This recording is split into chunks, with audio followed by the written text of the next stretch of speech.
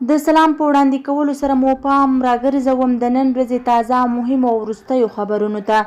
لومړی خبر: ولسمشر محمد اشرف غني نړیوالو ته په خپله وروستۍ وینا کې وویل چې په افغانستان کې به د هر بشري ناورین پړه د طالب اورپکو په غاړه وي.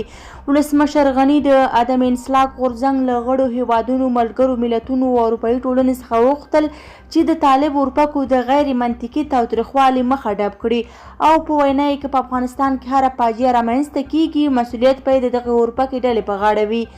دوهم خبر: په قطر کې د طالبانو د سیاسي دفتر ویان سهیل شاهین پر خپل ټویټر باندې خبر ورکړی چې د بندیانو خوشي کولو په لړ کې نن د حکومت 40 تنه نور بندیان په کندهار کې له خپلو زندانونو آزاد کړي دي.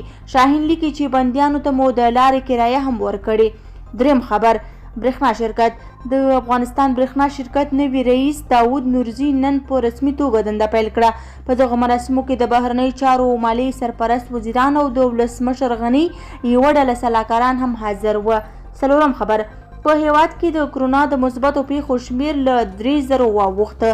د عامه روغتیا وزارت وایي چې په تېرو 40 ساعتونو کې په هیواد کې د کرونا 330 نوې مثبتې پیښې ثبت شوي. د دې وزارت مرستیال وحید مجروح نن په یوه خبري غونډه کې وویل د کرونا وایرس د ټولو مثبتو پیښو شمېر 3240 تنه ته رسېدلی. پنځم خبر: کرنې وزارت وایي په راتلونکو 6 میاشتو کې زرګونه سړې خونې جوړیږي. د کرنې، اوبو لګولو او مالدارۍ وزارت ټاکل شوی چې په زرګونه د ممیزو، پیاز او کچالو او د صفري میوو انرژي سړې خونې په راتلونکو 6 میاشتو کې په بېلابېلو ولایتونو کې جوړې شي.